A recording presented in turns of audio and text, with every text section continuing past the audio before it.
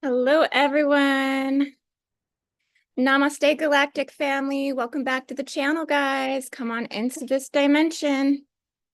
Come on into another live with IndigoAngel as we get into some new and more riveting topics here on YouTube for our YouTube family. And we go into the depth of some of the history of Lemuria.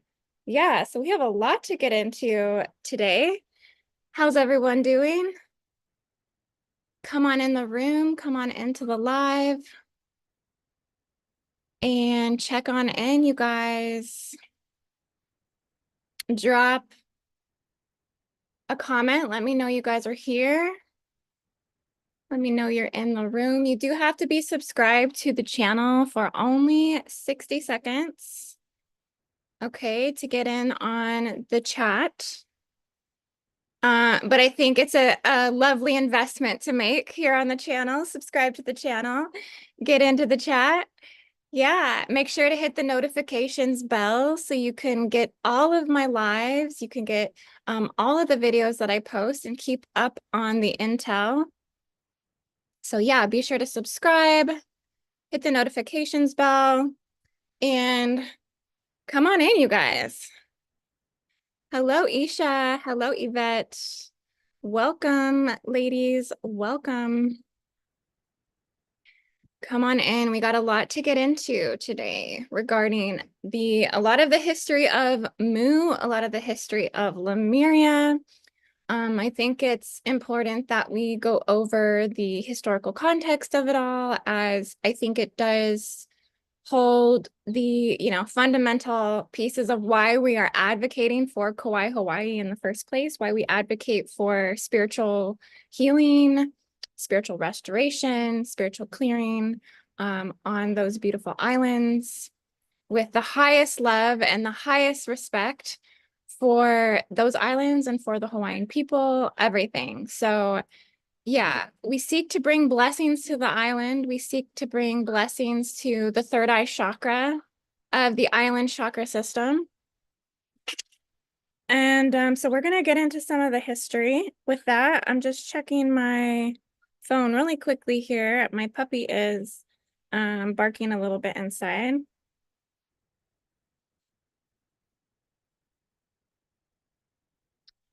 Um, he's inside with my daughters right now.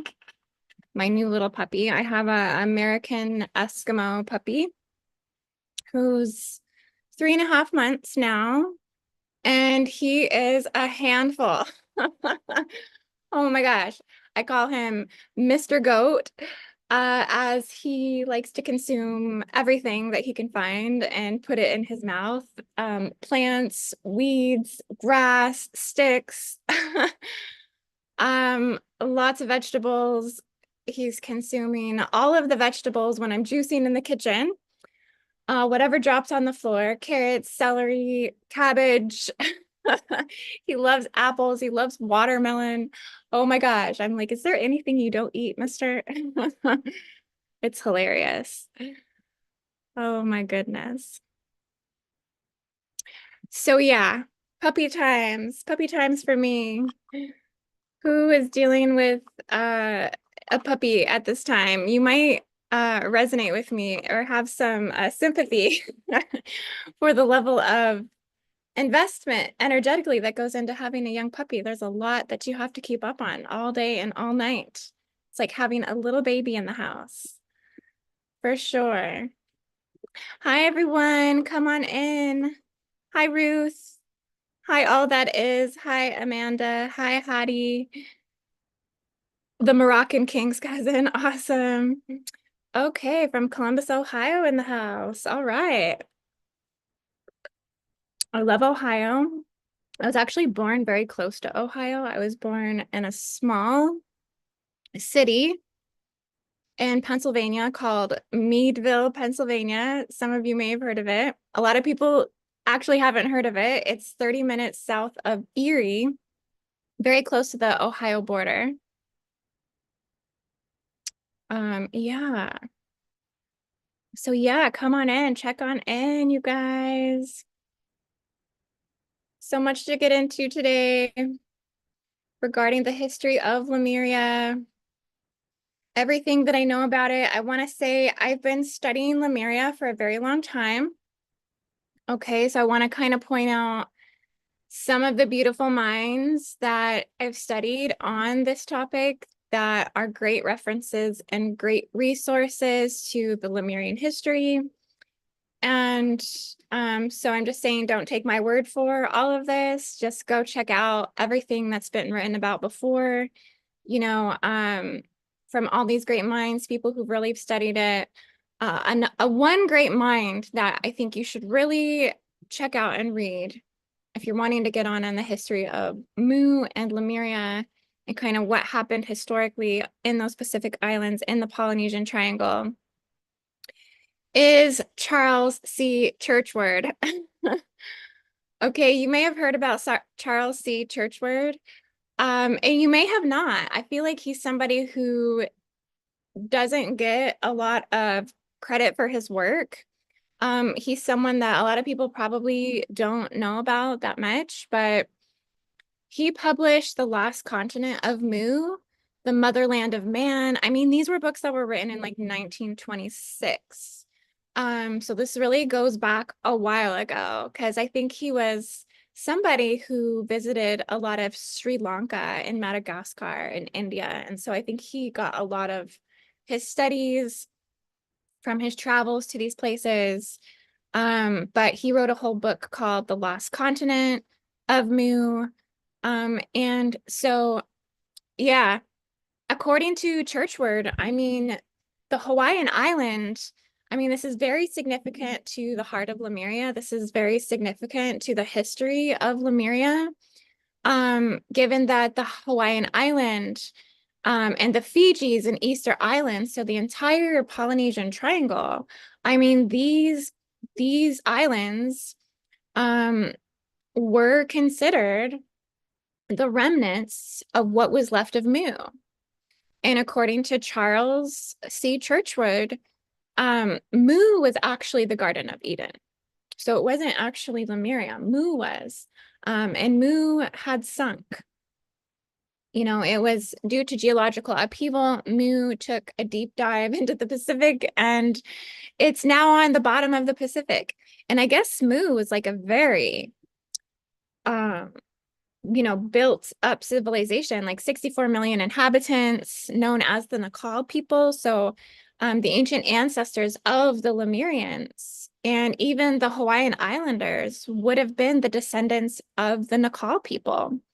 And all of this in which, flourished 50,000, 200,000 even years before, some of these significant Lemurian timelines and Lemurian Holocaust even occurred. So yeah, be sure to check out Charles C. Churchward's work. I think, it's just, I don't know why it's so hidden and why a lot of people don't know about it, but it's amazing work.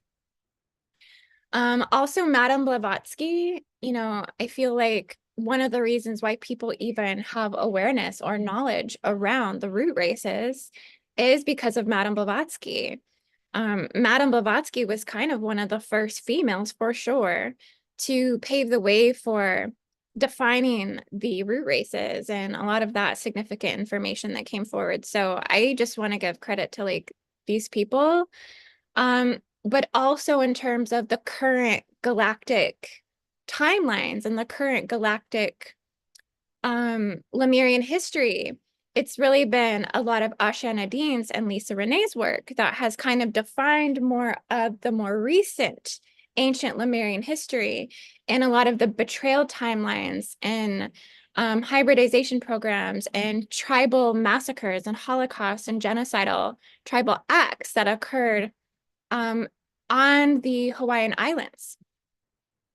So yeah, guys, be sure to check out these, authors, because between those four, I mean, you get I think it's a pretty well-rounded scope into the Lemurian history according to the Polynesian Triangle and those islands that basically hold the vault to the resurrection of all that history.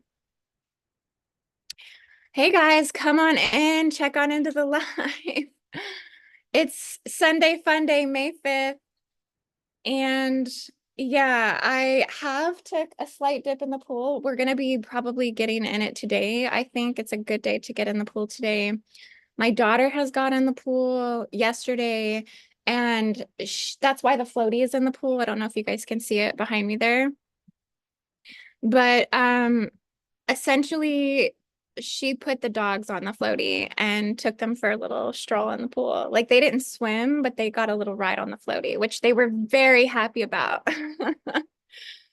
Those puppies were in heaven.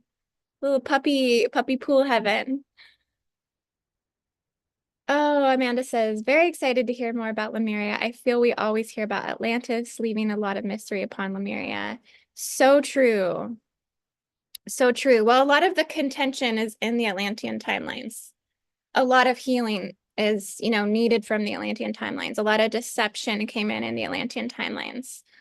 A lot of loop cycling of the same karmic timelines in which occurred in Lemuria, basically, but just on a higher, grander scale of modification and manipulation that occurred. So yeah, I mean, it's really just about achieving our own personal Akashic records and the planetary's Akashic memories and timelines as well. Like as we expand more into being able to hold all of this knowledge in our consciousness field, we gain deeper and deeper access. We get more and more records that come forward. We get initiated more and more and more to our priesthood and our priestesshood from the Lemurian time, because many of us are descendants from Lemuria.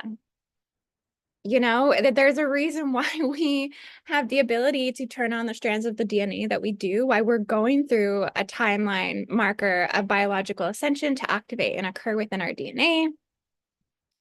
And so, yeah, it's because we carry the original soul streamlines from the ancient yanas, the 12th dimensional souls and spirit bodies that incarnated, I guess at the time of Mu. It would be the Mu, or the Mua, and also the Moai as well, those heads being representations of the significance of these ancient guardian incarnates and soul incarnate, these lineages and lines that held the original abilities to access the inner earth gate systems and ultimately correct the inner earth gate site from corruption, from negative planetary influences, from invader races that came to harm the planet and harm the original angelic races that were here.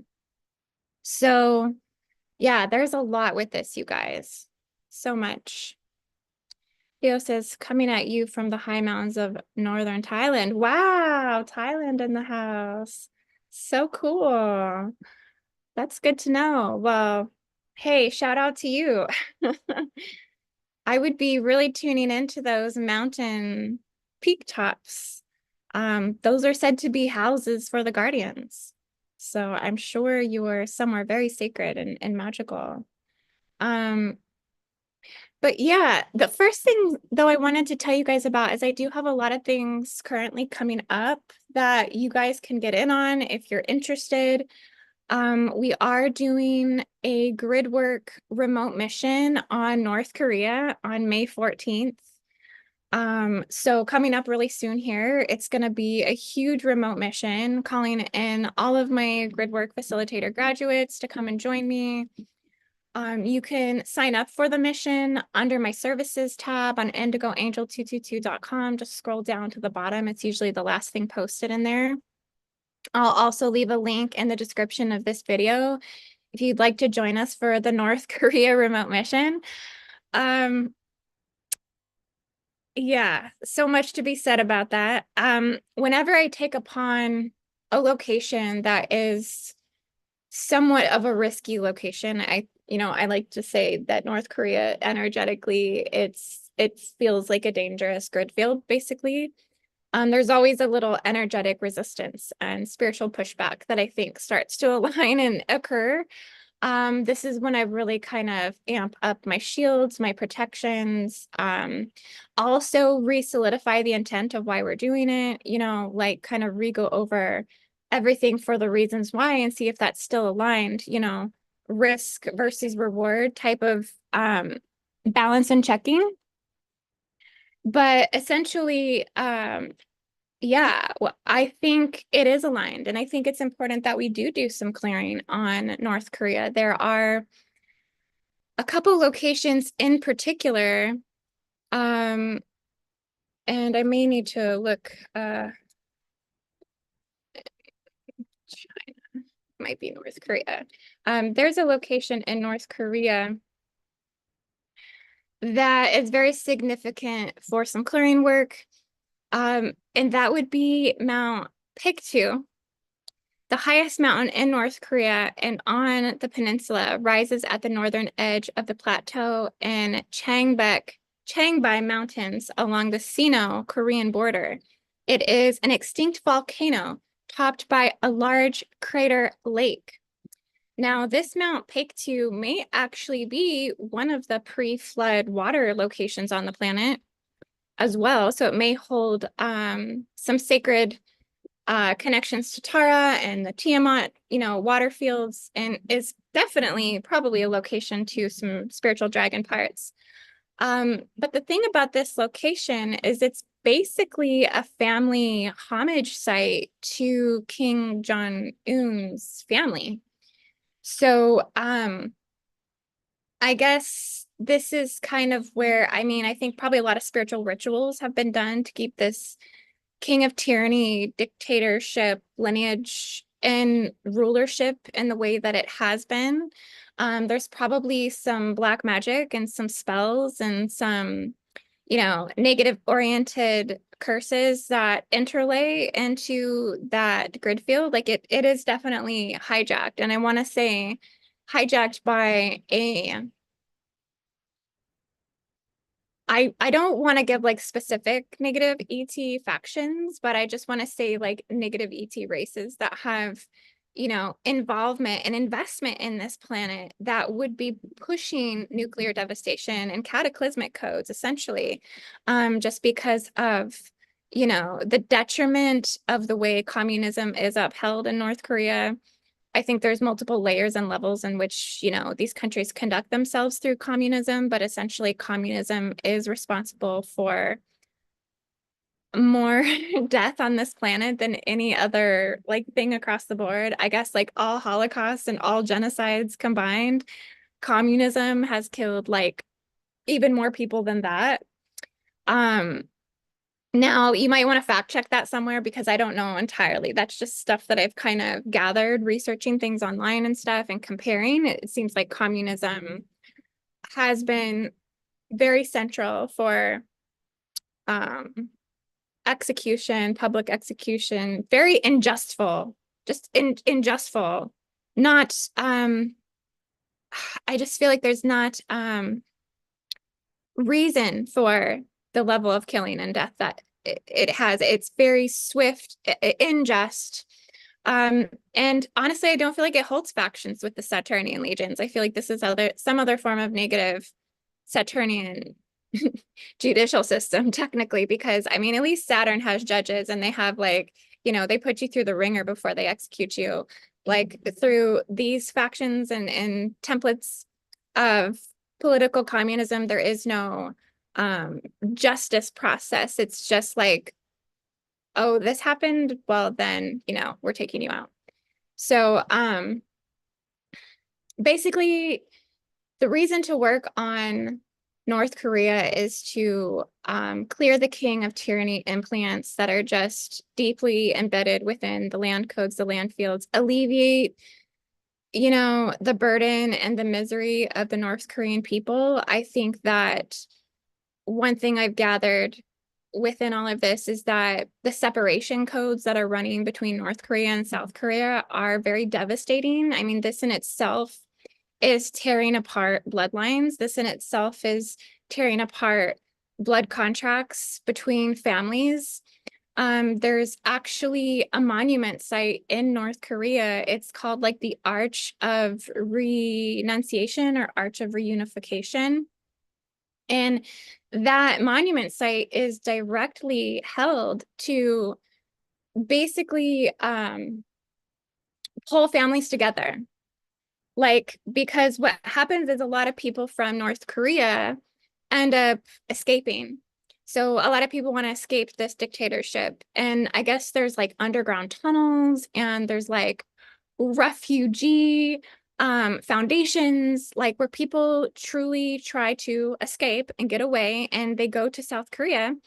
And South Korea government and South Korea officials, they essentially have kind of like a humanitarian contract, you know, or like a refugee contract with North Koreans, that if anybody manages to escape, you know, they take them in.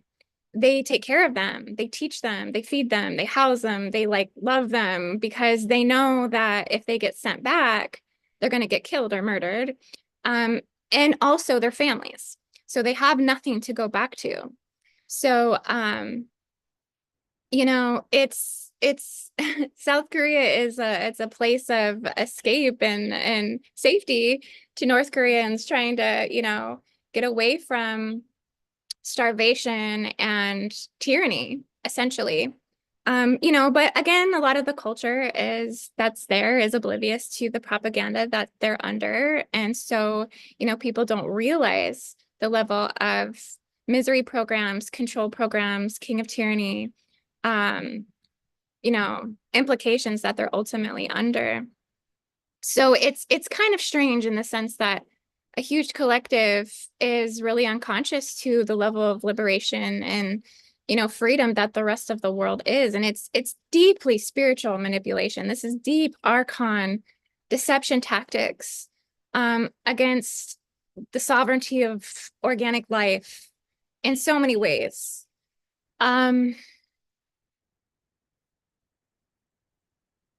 Yeah, the control around the mind, the frequency fences that are there. I actually had a vision of the frequency fences that was around the entire boundaries of North Korea itself. And it looked like red lights, and it looked like a wiry yellow, like wire artificial light that ran in between the red light spectrum current. And this was like what the actual frequency boundaries were looking like as I was just kind of remoting into the outer regions and boundary fields of North Korea. Um, Hang on, let me go back to my comments here. I have a lot of a lot of things up on my screen in front of me. Oh man, yeah, one location would be the dungeon of Kim Jong-un. Oh, there's a dungeon. Okay. You know what this reminds me of? Has anyone seen the movie The Interview with Seth Rogen and James Franco? Oh my gosh, that movie is a hoot. It's so ridiculous, but it kind of makes me think of um just the ridiculousness of people's perception, you know, the Western's perception looking into North Korea. Um Annalise says, sending you love from South Africa. Oh, thank you, Annalise. Much love to you as well. South Africa, beautiful place. Ryan Reeves, Colorado in the house. All right. Yeah, I'm originally from, well, I lived, not originally from, but I lived in Colorado for about 26 years. So Denver, you know, metro area, basically. Evie says, yes, made the live. Yeah, Evie, come on in, sister. Come on into the live. Check on in, everyone. I'm just getting going. I'm wanting to invite everyone and extend my heart out to you if you feel called to grid work for the remote mission. We're going to be doing North Korea on May 14th, 2024. It was a 4 p.m. CDT time, so actually an afternoon mission, which maybe that's a little bit more convenient for people, but you just want to go to IndigoAngel222.com, go under my services tab and just scroll down. So you can do like a one-time drop-in for the mission, or you can sign up at my Patreon, patreon.com/IndigoAngel, and just attend all of my monthly remote sessions. I mean, you could get full access to the remote missions on my Patreon at the lowest tier, but you can't get like access to the replays and, you know, all of the other stuff. I post a lot of my course classes on my highest package in tier. So if you want to get access to those things, you'd have to subscribe to the higher tiers. But if you just want to attend the missions, the lowest tier, you can get in for that. I have my carrot juice today. I want to say, guys, I did take the advice from the last live, and I did celery juice yesterday.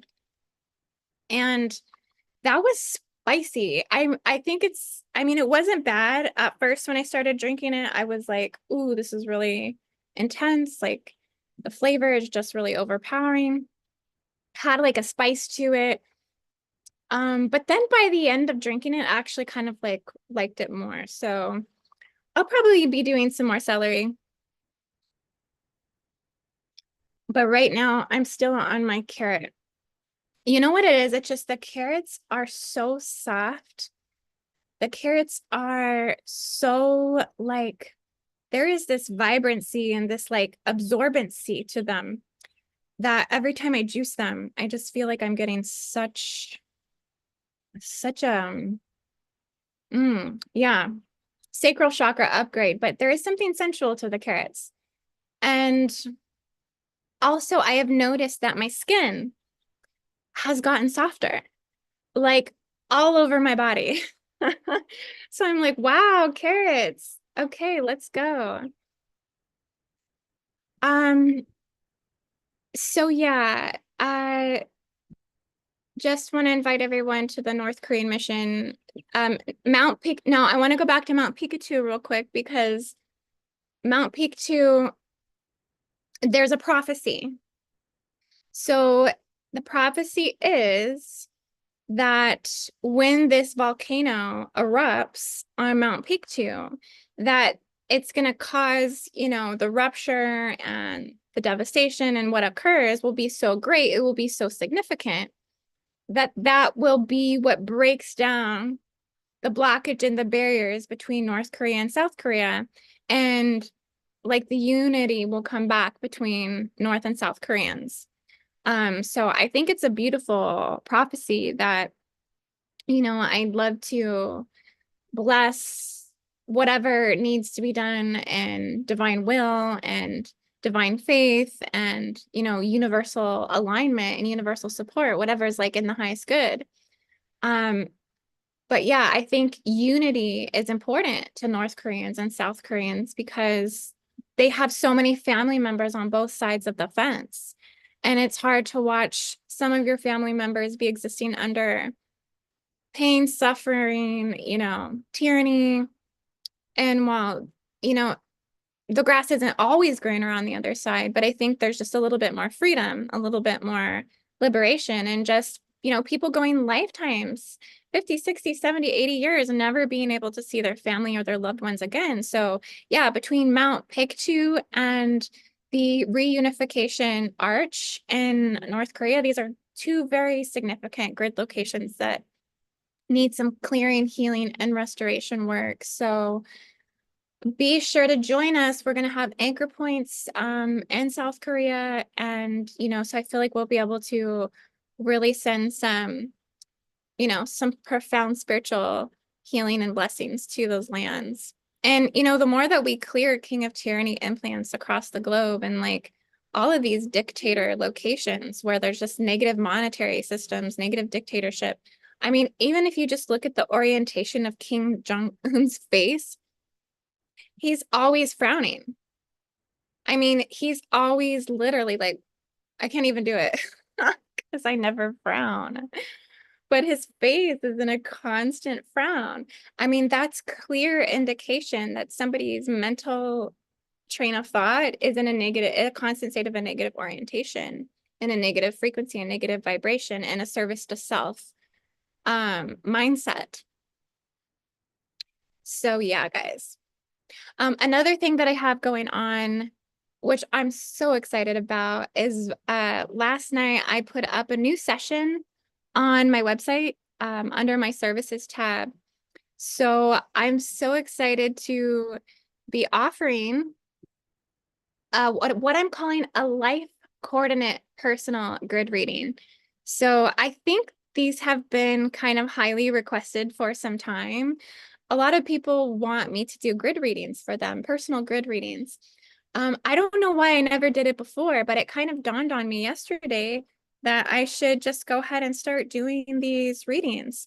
So what we'll do is we'll have like a personal Zoom session, and you'll basically bring, if you're interested in doing this session, you'll bring your intricate coordinates, right? Like all of your life coordinates, all of your pivotal points from your journey, all of the places that are very significant from where you were born to any significant relocations in your life, from any monumental life events, like where did they occur?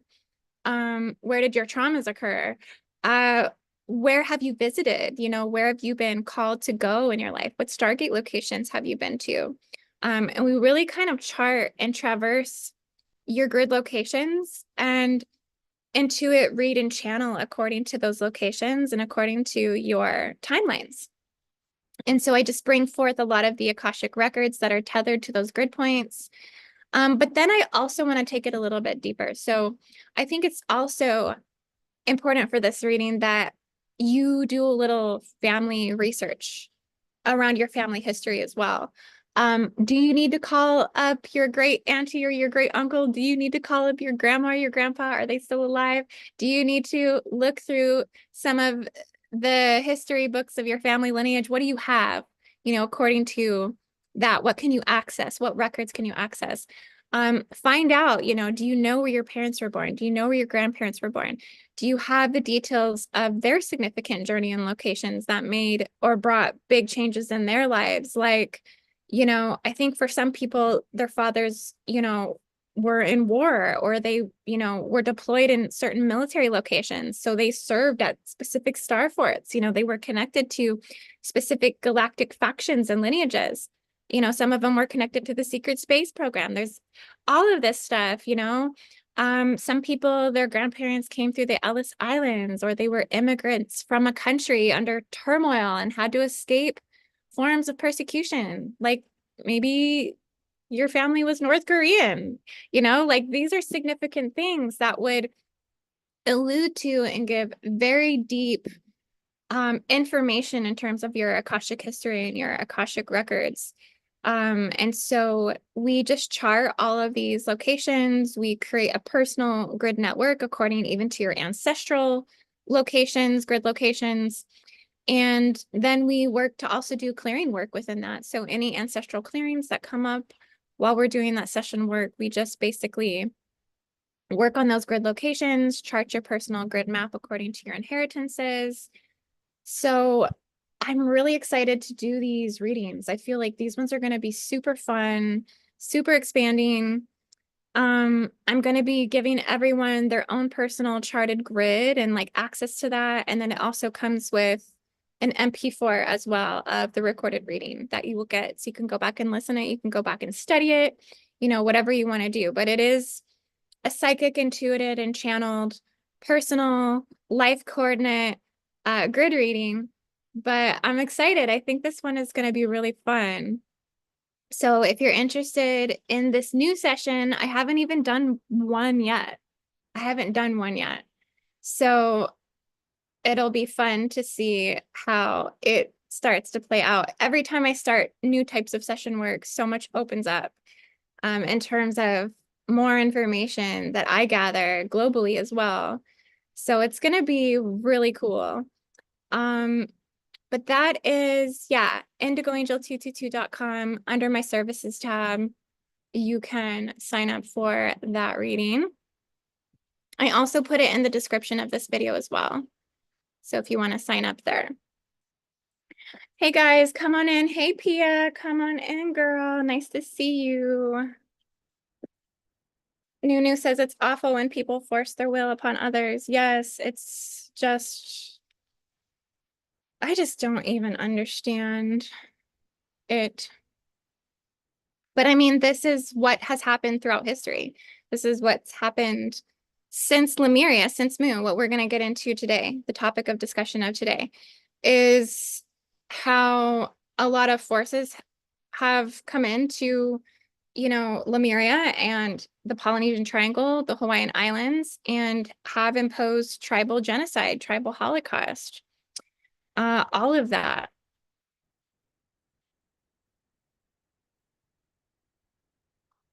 So yeah. Mm, so good. And it was getting cool there for a while. I thought it was actually going to start raining, and then the sunshine just came back out. And that's how it works here down in Florida. The energy in the atmosphere and the clouds and the rain and the sunshine, it's very fast moving. Usually rain doesn't last too long and sunshine lasts for a long time.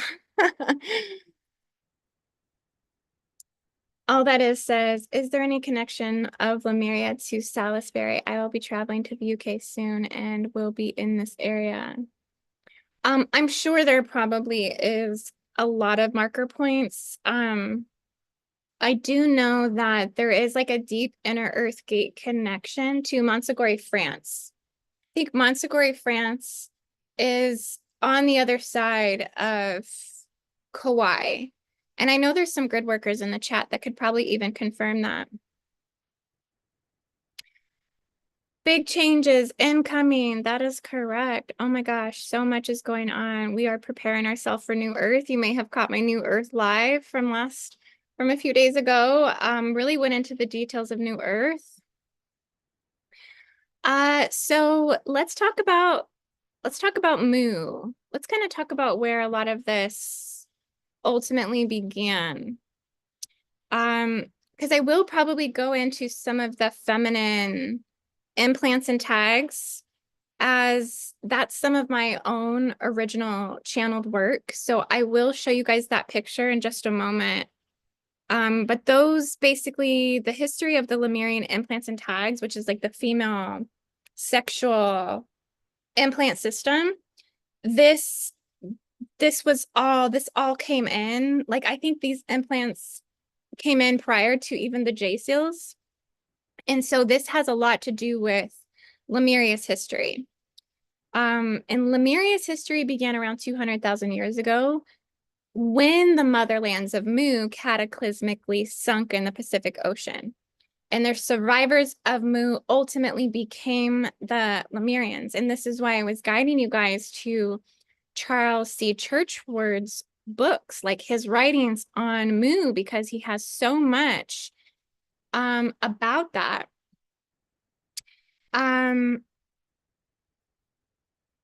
So maybe we'll talk about Mu a little bit, because Mu was the actual ancient, I think it was the actual ancient original Garden of Eden. So Adam and Eve came from Mu, according to Churchward's work. And so Mu is actually the true cradle of humanity. Mu is essentially a grid network sitting at the bottom of the Pacific. Like it's at the bottom of the Pacific.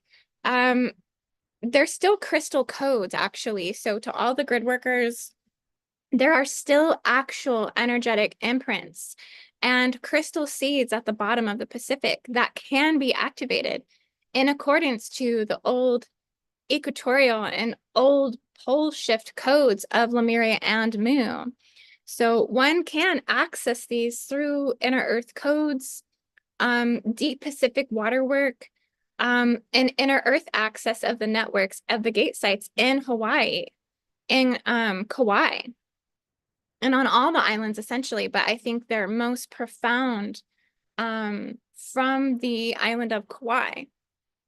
But again, permissions have to be granted by the spirits to work there. Okay, that has been relayed to me very profoundly in multiple ways from multiple people. So the message has been received. I just want to say that permission to work on the island. All of this has been received. All of it is being taken into deep consideration and care at the highest, utmost love and respect for the spirits of the island, from the Mu spirits, the Moai spirits, the original Christed feminine and masculine spirits that work within the islands, the volcano spirits, Pele, So I'm very aware that permissions have to be, granted to be able to work on the island. And I was also getting a lot of the downloads too, that it's important to do things in a way that you are, I guess, socially supported more in the work. I've been getting messages that social organizing is very important, also reaching out to social organizations within the islands themselves to support the energy work, the spirit work, everything that you're being guided to do there, and to receive support by social organization. So I'm looking into all of those things at this time right now, just to make sure that, there's no nothing that like we wouldn't be crossing like any boundaries, basically. We would be doing things ethically, essentially. But I am curious to know how like some of the original islanders, and if there's any original islanders here in the chat, like drop it down in the comments, let us know.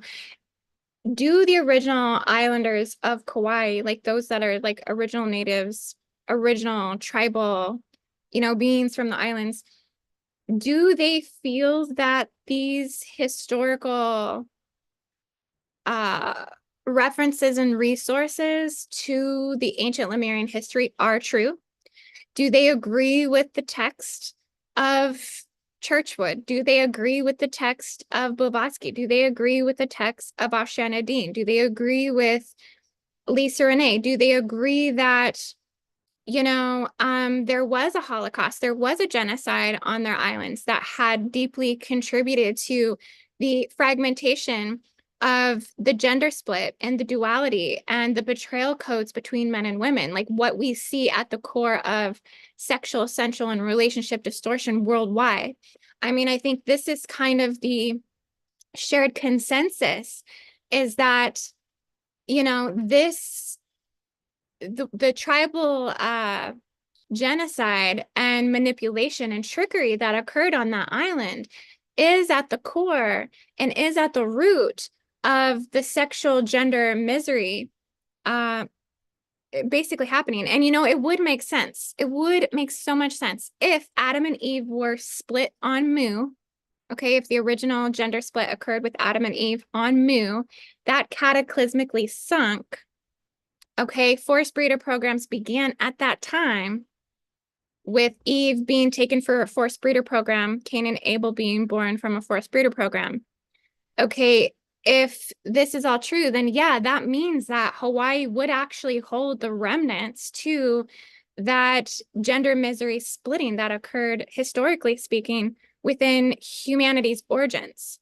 So globally speaking, collectively speaking, what's held there is impacting every single soul on this earth. What's held there is impacting every single being on this earth as we all descended down from the original split, from the original cellular split and gender split. Every single person on this earth, every single person on this earth, that means would be coded to the Polynesian Triangle, would be coded to the Hawaiian Islands genetically, cellularly speaking, and also the original gender split of Adam and Eve.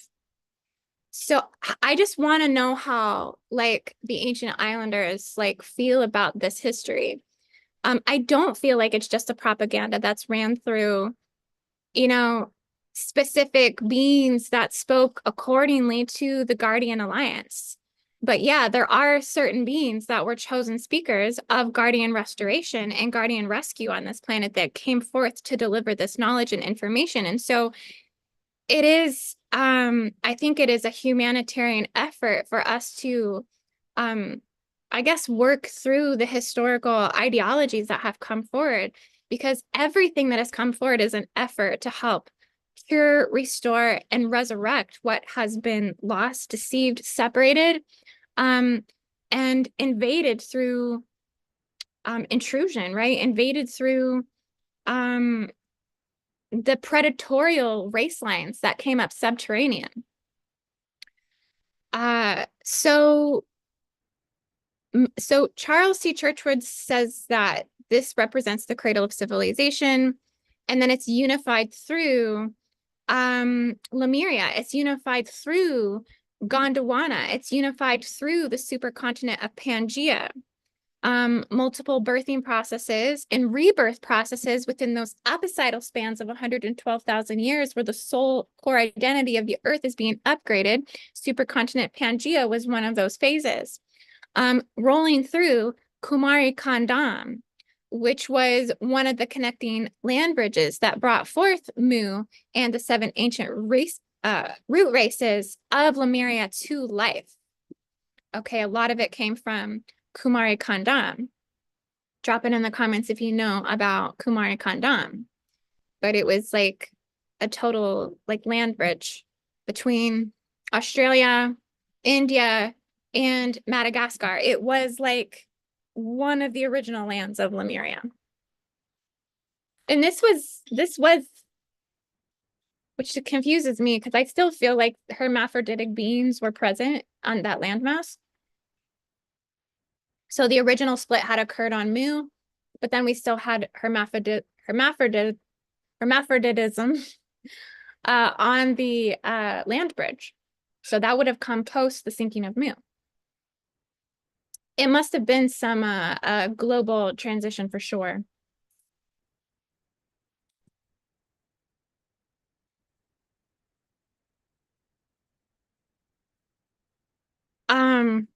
The spirit of my pool cleaner is speaking to everyone.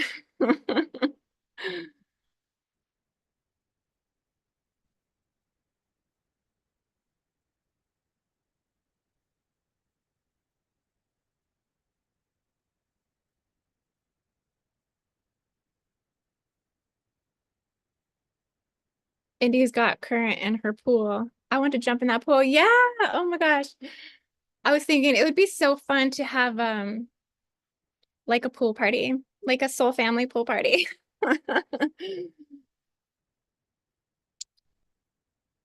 It really would. Wouldn't it be fun? Oh my goodness.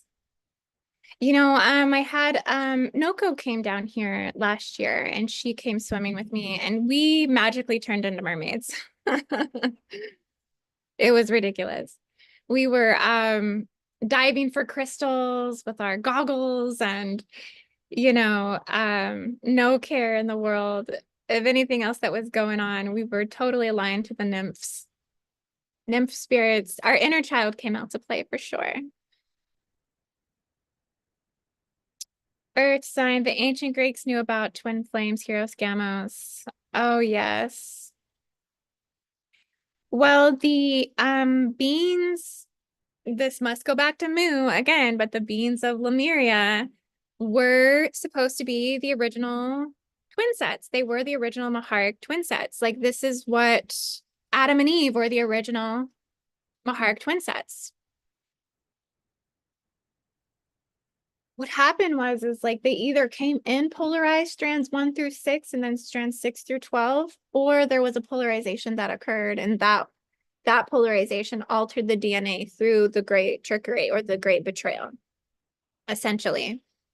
But prior to forced breeder program, prior to negative ET tampering and abduction, it would have been sovereign. It wouldn't have been tampered, essentially. Exactly. The fall programming came in.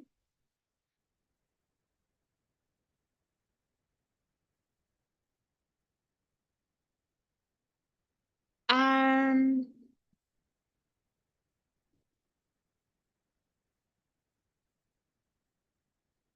but Mu, I feel like what happened in Mu when like the fall programming solidified itself ultimately through like religious and biblical doctrine. Like that came in because they intercepted stories such as, you know, um Eve being born from Adam's rib when really we know that that was a simultaneous split. Okay, there was no inferior like gender, but an inferior gender programming came in. This was the beginning of the fall. basically. I feel like this was when it all began to fall ultimately, was through the doctrines in which propagated the fall.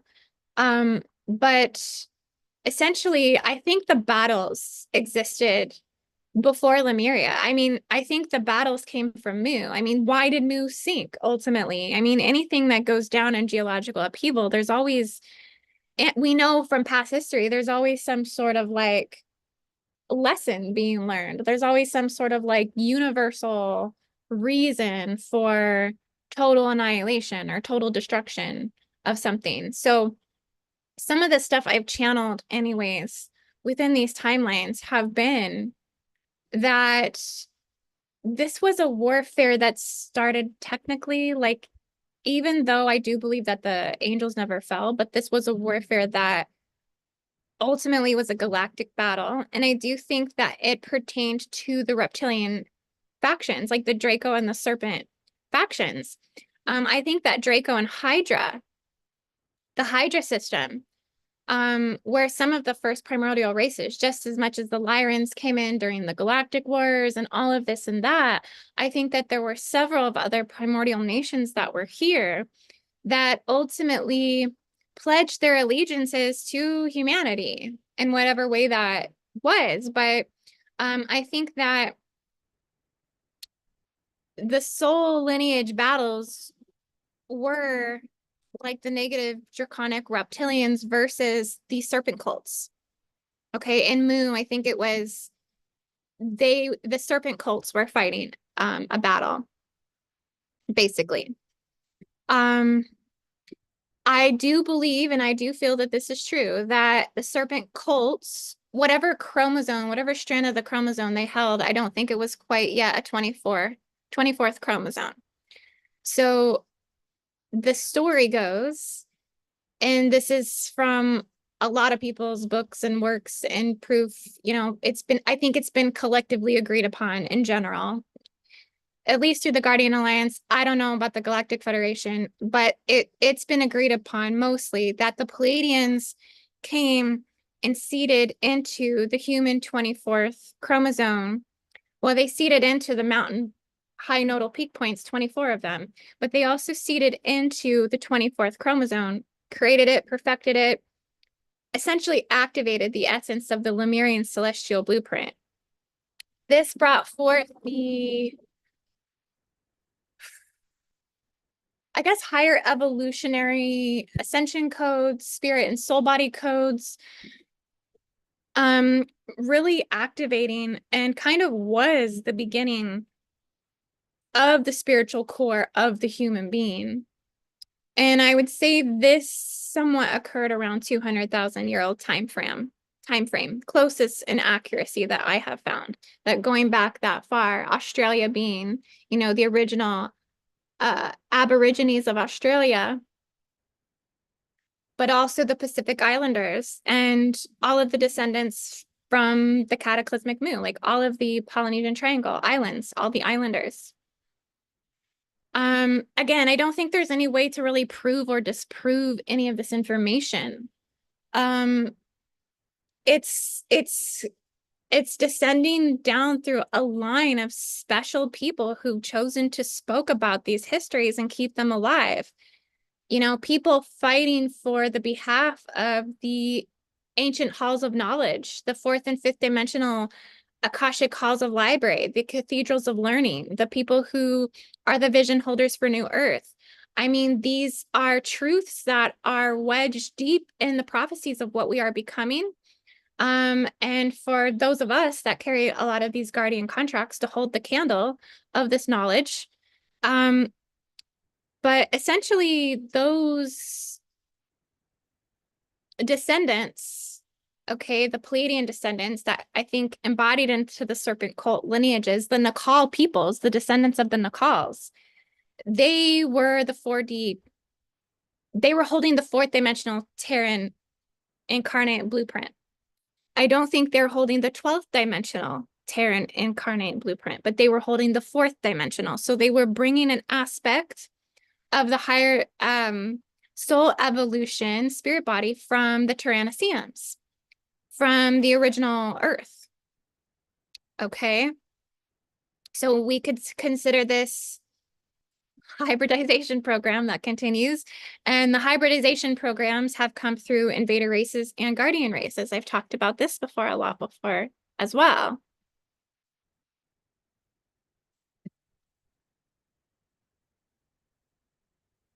My pool skimmer, it's it wants to be in the live. It wants to talk. It wants to be here with everyone. It wants to be like, hey, I'm here cleaning the pool. Um,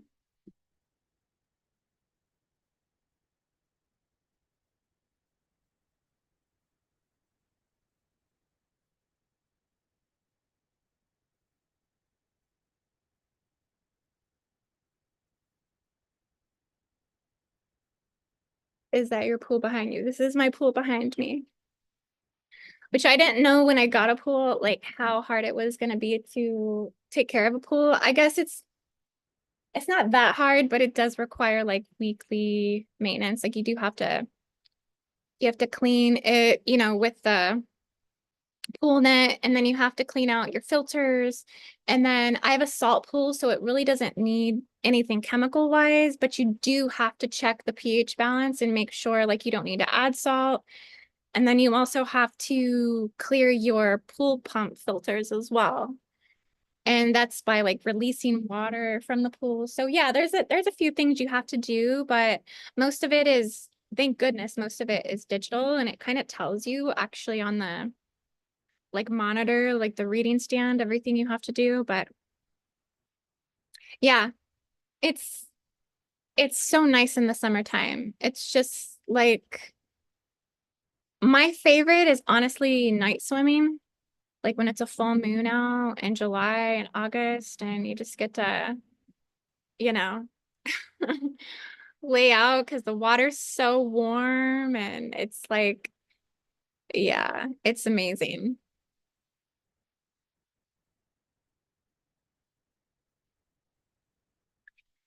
But yeah, going back to all of this with Lemuria and Mu,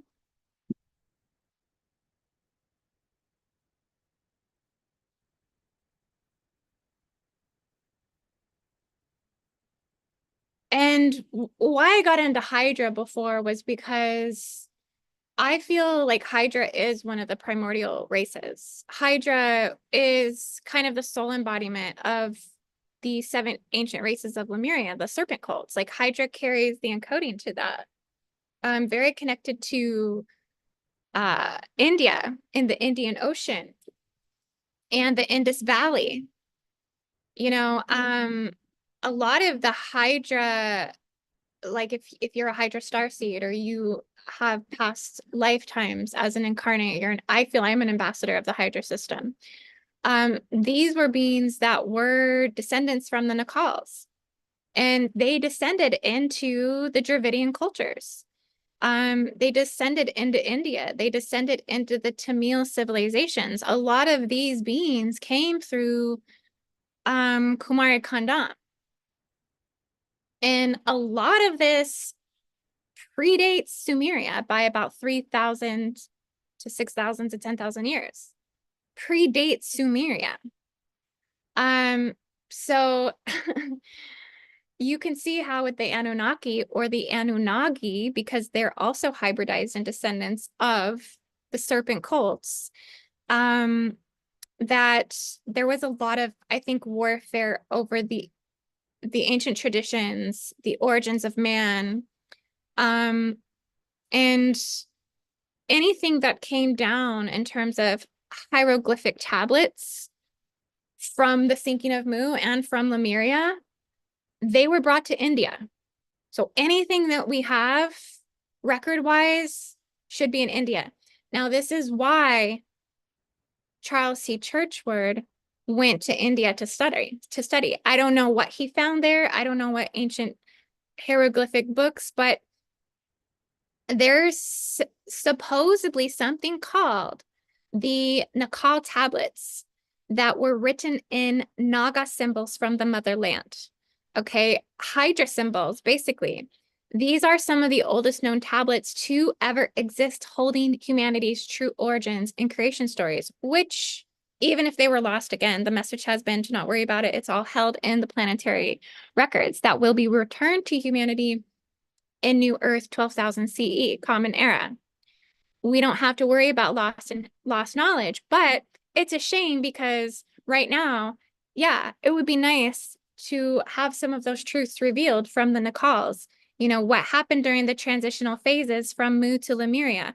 What kind of attacks were these original natives subjected to in terms of reptilian, invader, and negative ET facets and factions and lines, which we know have been here prior to the Anunnaki? We know that. The Draco system being one of the original progenitor races on this planet. You know, they basically, I think, designed and birthed and created the Anunnaki hybrids, which became the war of Atlanteans versus Lemurians. You can see a lot of the Lemurians as the Hydras, the Lyran, the Lyrans, the Syrians, the Pleiadians, all the guardian factions, basically, because Lemurians carry the original ancient soul spirit body of the original angelic human, the closest thing to that, to the original fourth dimensional Taran soul. The Atlanteans are more genetically predisposed to the Draco Anunnaki hybrids, right? There was more forced breeding that happened during that timeline, more corruption within the crystal technology and within the designing of planetary weaponization systems to gain controllership over the planetary timelines and what's playing out within the race morphogenetic field for collective humanity. And there was dark priests that came forward at that time that brought forth a lot of dark technology on the earth.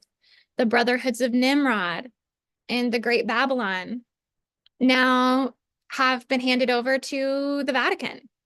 You know, they brought forth a lot of the DNA modification in a very negative sense to mind control. Okay, this also came through the Zionites to control false timelines, psychospiritual warfare tactics, crucifixion, global crucifixion implants, beast machines, persecution, tribal execution, ethnic cleansing, Holocaust, tyranny, communism. But it's not like capitalism is that much better.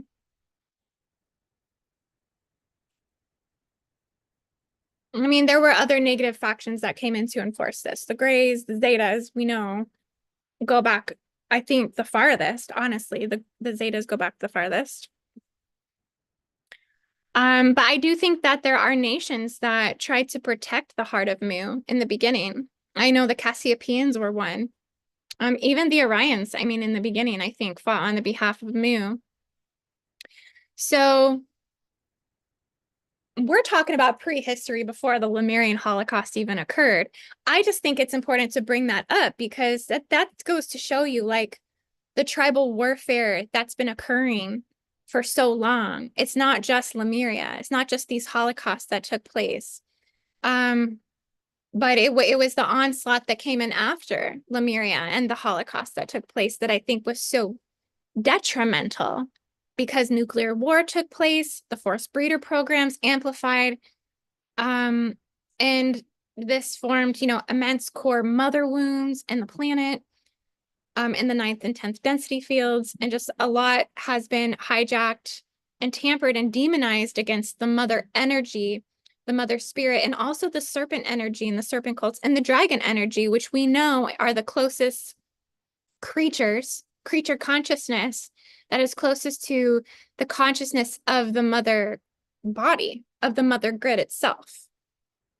So that was hijacked through an onslaught of, you know, through Greek mythology, you know, cutting off the Hydra's head, cutting off her 7 to 9 heads, cutting off Medusa's head. It's basically been through decapitation. Decapitation has been the main theme of evil that has come against the Divine Mother's presence and energy overall. But why Lemuria was so spiritually profound, right? So let's get into that a little bit. And just want to check my time. It's 1 o'clock. How are we doing over here? Just checking the comments now. I get in my role of talking and I don't look at the comments. I was mind wiped between Lemuria and Atlantis. Oh my goodness. So many of us were. Yeah. Do you think these were parthenogenic priestess lineages were from? They definitely would have been priestesses from Mu and even priestesses from Lemuria as well. That knowledge was held sacred and it was kept in protection in Lemuria by a lot of the ancient grandmothers. The 13 tribal grandmother clans, the crystal skulls. I mean, that's what the crystal skulls were about. They were about protecting a lot of the sacred parthenogenic priestess abilities, which I think because of those efforts of the crystal skulls, that's why Mother Mary was able to present as one of the highest priestesses of parthenogenic abilities when she brought forth the prophet Yeshua,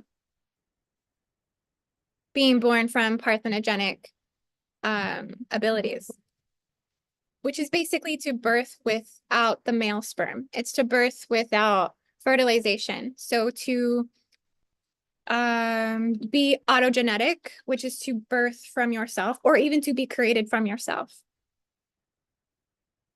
Nunu says, the Greys abducted me, I guess, to check in on the results of their past work.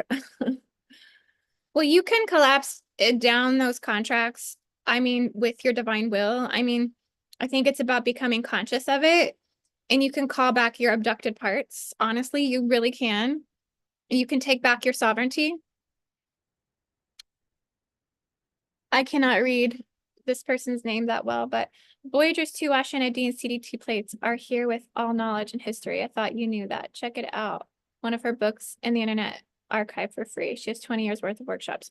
I mean, I am 100% a supporter of Asha Nadine's work and truly recommend reading Voyager's 1, Voyager's 2, Kaolantic Sciences, Angelic Realities, everything that she's put out. I think it's extremely substantial.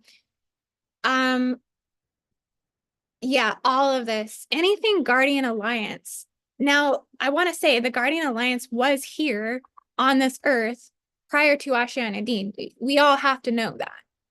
This is a cosmic, universal, celestial inheritance that we all have. We all have connection to the Guardian races. She was chosen as a speaker to bring that information forward and deliver it to humanity, essentially. So we have to honor her. We have to respect her work 100%. I think it's also important to know that I think a lot of even the channelings that come through Lisa Renee, like a lot of this, I think originated with Asha Nadine. I do think Asha Nadine was the mother that birthed all of it, like publicly. But it's not to say that every single person can't have their own relationship with the guardian consciousness. I mean, it would be so counterproductive against humanity. It would be insane. It's not even the message that the Guardian Alliance has for humanity. The Guardian Alliance for humanity is for us to work together in unity, is to bring forth the Guardian message in unity, is to stand and build new Earth together as the 144,000. You know, as we all rehabilitate our DNA, as we all go through the Guardian rescue mission, like it's for all of us. That frustrates me so much when I start feeling like people taking ownership over things to a point that it's creating division and separation. I think Lisa Renee is a beautiful channel of this information, and I've referenced her work. I've vouched for her. I honor her. I would love to honor her even more than I have. And I think we're all messengers of this information. Pia says, word. Yes, I mean, I know you guys feel this because it's true. Like it's, we're all here to bring a piece of the puzzle. We all bring a piece of the puzzle, and we're all meant to kind of expand through this information. Even what was brought forth by the prophets themselves. Like I think in the higher consciousness community, we have a lot of like hesitation towards like the biblical text, biblical doctrine, the Torah, the Bible, the Gnostic Bible, the Quran, these were brought forward by ascended masters, so first and foremost, I think it is responsible for us as we expand into the new age concepts of things that are so encompassing of world history and galactic history, that we also include all of the biblical doctrine, because ultimately everything was birthed through that at the same time as well. Everything that's new age is birthed through a lot of these biblical teachings. I mean, even if we just talk about the concepts of Christ consciousness, that descended from Yeshua himself. He brought that information forward, and that's come through all of the books of the prophets.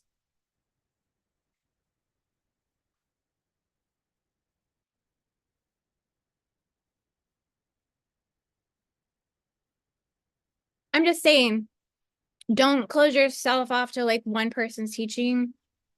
Keep your mind and your heart open to all of it and kind of weed through what makes sense for you, what feels true to you. I really feel, again, going back to Charles C. Churchward's work, like we have to honor this man. Like, oh my gosh, can somebody look him up on Google? Like, he brought forth so much history beyond Lemuria. It's insane. But going back to why Lemuria is so divine is because when Lemuria basically emerged, so even though it emerged through, what's really significant about Lemuria, and I think why people think Lemuria is returning, like a lot of people ask me, like, is Lemuria coming back? Is there going to be an archaic revival of Lemuria? And my answer to that has been, I thought Lemuria was returning because for the longest time, I've been getting downloads of ancient spiritual technology from the Lemurian templating, from the Lemurian blueprint. I've been initiated to my priestesshood rites from the Lemurian timeline. I've gone through this whole deep expansion into the golden healing temple technologies, how we access the temples, what temples we accessed, how we accessed them, how we worked within the temples. A lot of that ancient knowledge was being returned to me. But I don't think Lemuria will ever return in the way that it was. Like that is forever held within the planetary noosphere. It's held within the planetary akashic records, the planetary superconsciousness field, the vault of all knowledge. It will be taught about in the cathedrals of learning in New Earth.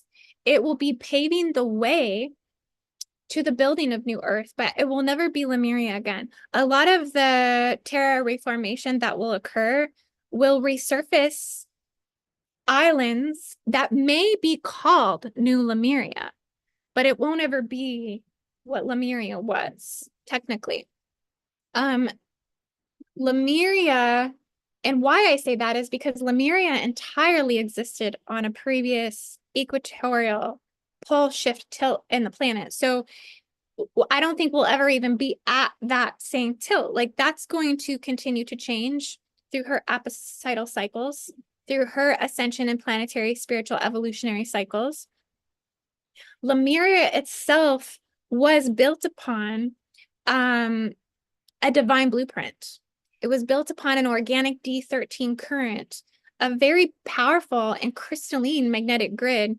It was amplified, running the highest frequencies of the diamond encoding at that time. Now, that encoding is set to double. It's set to be a double diamond. So it was a diamond encoding for the Lemurian template. It's going to go double diamond. So that's all going to change in New Earth, and a lot of that's going to come from the crystal star core. But that tether, that light matrix still actually holds the Lemurian fabric together. It still holds the realities together. It's still tethered through some of the purity nodal points in the Earth's grids and the high nodal point peak points, and then also through the water systems. And it's also powered through some of the stargates, and it runs most predominantly through the angular ley lines.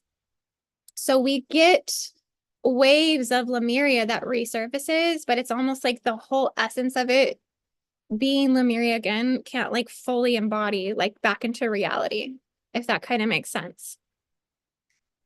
But when you tune into the Lemurian grids, like what you will connect in with is the purity of the white ray lineages, the white dove, the swan, the white dragon, the white serpent, the white cow.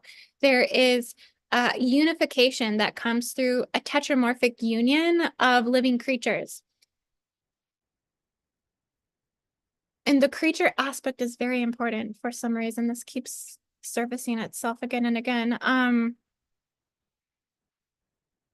It's something to acknowledge the creature that exists within, and that we are reliant and dependent upon the one that's on the straight path. We are reliant and dependent upon the one that's on the eternal path. The creature deviates from the eternal path. So this has a lot to do with identifying, biblically speaking, the merging of polaric identity into a single figure within. This actually came through, like this understanding came through the book of Ezekiel, where there was a lot spoken of in that book about the perfected eternal human, the androgynous spirit body, and then also the merging and unification of bloodlines, and how all of this kind of like took part in creation. A lot of it ultimately, like the original soul that came from one cell, then that's split into division, came through the white ray. So everyone on Earth is like a white ray being. Like anyone who's holding the I guess consciousness, awareness of like their original cell within the original mother mitochondria, they would be a white ray to a crystal to a double diamond.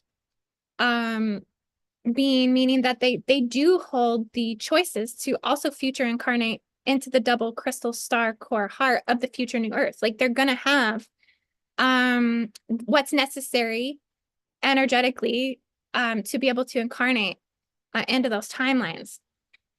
So the unification process, though, is necessary on a spiritual level to acquire the level of consciousness that it is to uphold and expand within the spiritual pillars of transformation on the earth, and uphold the planetary bodies of the spiritual Merkaba field of the planet, to identify the white ray and to connect within that white ray, because all unification will come through the white ray, and that's what is upheld in the Lemurian grid fields.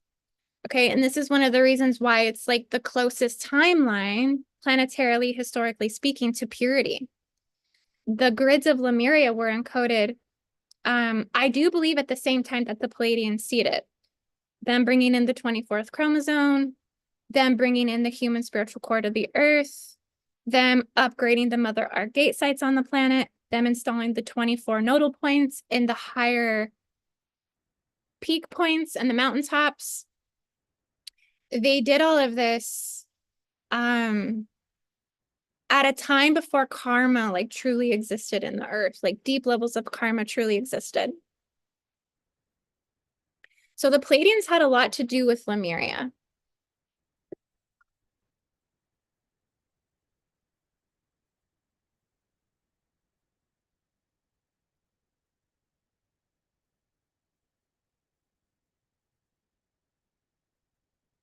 Amanda Atma Campbell says a white baby buffalo was just born in the US somewhere. Wow. That's super significant.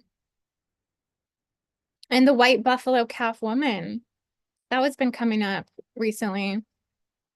Well, I think we're supposed to activate a lot of the spiritual liberation and freedoms in the North Americas, like going from America to Canada.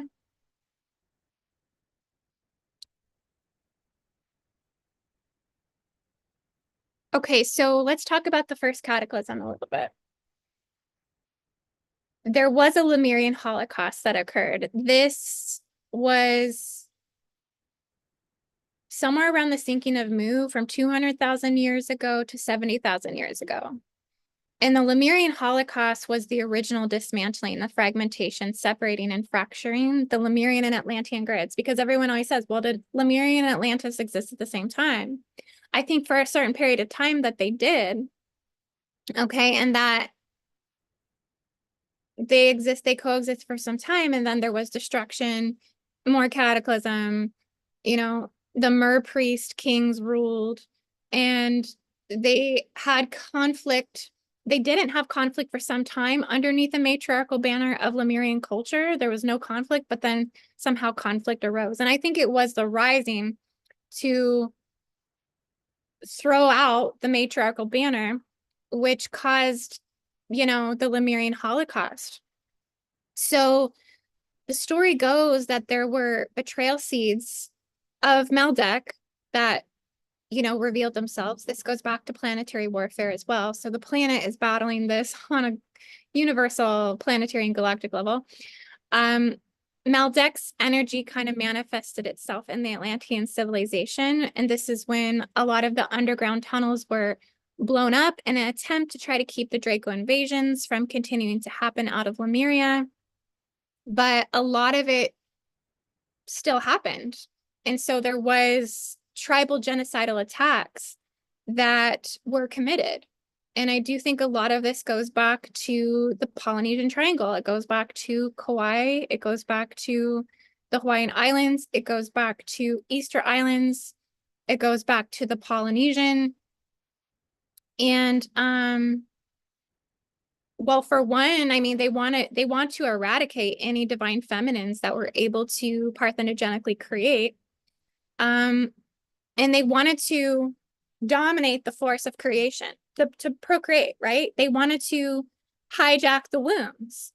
I mean, this is ultimately what happened. And this is where the female implant system comes in, is because of the devastation of what happened within the islands. According to Asha Nadim, she talks about it was like the Great Tothian Deception. So it was actually Toth, who was an Anunnaki, who came and tricked the islanders, okay? And basically because they knew that they were the original twin sets, okay? And so they took the women to Nibiru, tricked them and said, if, you don't come with us, your men will be slaughtered, so you need to come with us. So they were tricked and they went to Nibiru. They were force bred to birth the Anunnaki race line. And then the males were basically castrated and then murdered. But the way that it happened, it pinned men and women against each other. And then the women who were the survivors, and they were implanted with a female implant system. So you guys may have seen this before. I know I've done a lot of videos on this actually.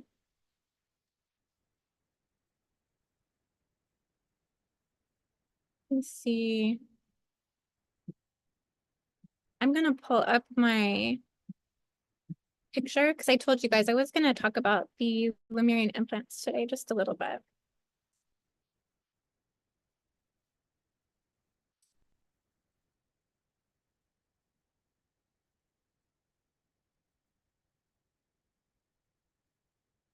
So everyone can see this picture, okay? I'm gonna just scroll down. Hopefully you can see most of it. It might be cutting off some of it, but you really just need to see like the bulk of this.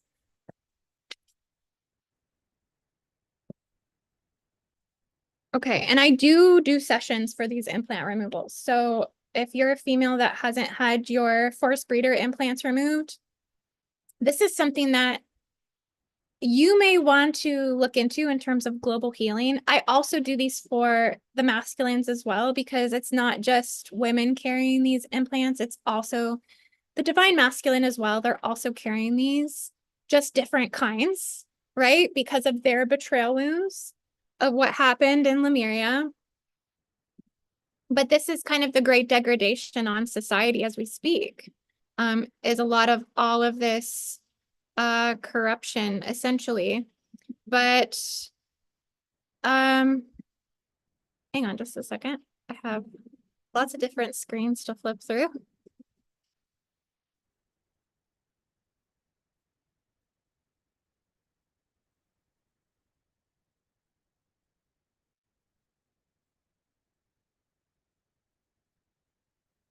Okay, so yeah, the women were essentially taken against their will. And they found this out. They attempted to rebel against the reptilians. I even know like men and women today that still feel like it's all women's fault of why things are the way they are. It's all men's fault of why things are the way they are. Like there's so much like hatred toward the feminine or hatred towards the masculine.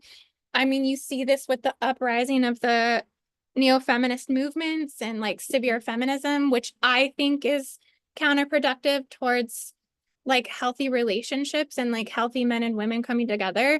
Anything in its extremes where there's like anger, judgment, pressure, resentment towards the other sex, it's coming from these ancient Lemurian wounds, which is crazy, right? But there is something seated so deep and down in the consciousness of not being able to repair, not being able to heal. Well, it's because they're carrying implants ultimately. But a lot of this that brought this into is that during these times of Lemuria, it was actually considered against natural law to breed outside of your genetic inheritance, right? Um, like what we see today, like there's a lot of crossbreeding between different races, lines, and lineages. Like we have everything. I mean, even me, like my ancestry is, I'm a lot of everything. This actually at this time, this was believed to be a big no-no because this was going to actually disconnect partners from their true 5D soul ability to bring a 5D soul in to incarnate. So it blocked the ability for perfect harmony. So it actually blocked the true twin energy. Um, so females were, and males, but females were implanted with a false, they had like false twin flame tags, blackmail tags, trickery tags. A lot of this came in the fleur-de-lis implants, came in to basically block reproduction and take a hold of reproduction. The main one that women have is the forced braider harness. Okay, and this was an actual control harness that was placed on the female when attempting to force breed or to keep the woman in place for studs, giants, or digressive reptilians to mate. And these harnesses actually went on the back around to the front of the women with metal rings that tied down to chains. And then they were forced to breed and bring in races that they didn't have affiliations to, right? Like galactic refugee races, negative invader races, negative ET lines, soulless lines, impartial spirits to incarnate through the forced breeder programs. A lot of them are made up and hybridized with the Anunnaki and Draco factions and races that have come in through war-degraded planetary systems and lost their homes, are, you know, crawling up out of the wormhole systems, basically. And women were like forced to bring this into the planet. Like this was completely against their will, essentially. So a lot of damage had incurred to the incarnational stargates on the earth.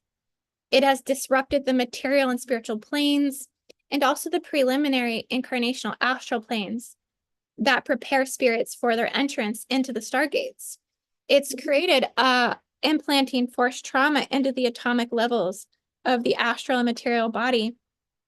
And it's one of the great damages around the fourth dimensional heart and soul-based traumas that are shutting down receptive and bonding abilities with mother and child, all of these things. Like there's a whole bunch of distortions that come into this. So I do talk about this to a higher degree and level in some of my past and previous videos. I'm kind of starting to run close on my time for today, but yeah, all of this ties together, and this is all vouching for why restoration in Kauai, Hawaii is ultimately needed. It's not just Kauai, it's all of the islands. It's Easter Islands, it's the entire Polynesian Triangle ultimately. And it's to clear the inner Earth gate system from all of this hijacking, right? That goes back to the cataclysmic sinking of Mu even. And I really feel that this will bring forth great planetary restoration, but people have to understand the history. People have to understand what the mission work is ultimately for in the first place, to know what they're aligned to know what they stand for, to know what this is all truly and ultimately about.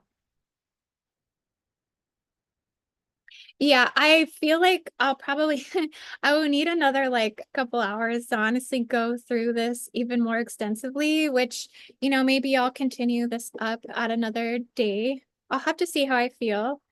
I think the next video I might do is a deep dive on North Korea, honestly. P.S. says the implant removal feminine male regression is very potent techniques with outstanding results. Yeah, those sessions are very, very deep. The Lemurian regression and implant removal is about a 2-hour session. And I just basically try to identify like how many of the implants do you have? How far in your history do you connect to all of this? Where are your sexual misery implants? And then just try to release and remove them. And also aid the soul burdens in which are connected to those implants and blockages. They're basically blockages. Ruth says, yep, this is absolutely so. There was a lot of experimentation with other animal chimeras too. It went really bad. Yes, that's absolutely true. And that's another thing we've been trying to weed out of the genetic distortion and inheritance is the experimentation with animal DNA. MC says, thank you for your profound insights. Yeah, thank you guys for tuning in today. I'm sending you guys so much love. I hope you have a beautiful everything. I look forward to doing the new life coordinate planetary personal grid reading. Like, I hope I get some bookings for that because I'm really excited to do those readings. I feel like these are going to be so much fun. And if anyone is considering to sign up for the Kauai on the boots on the ground mission work, always feel free to email in if there's any questions that you may have or anything that you need clarified. All of the details of that is on my landing page at IndigoAngel222.com. Under my events tab, you'll see the 2024 Kauai, Hawaii boots on the ground mission. So you can read all about that there. But yeah, guys, I love you all so much. I hope you have a beautiful everything. And namaste, and I'll see you guys on the next one. Take care.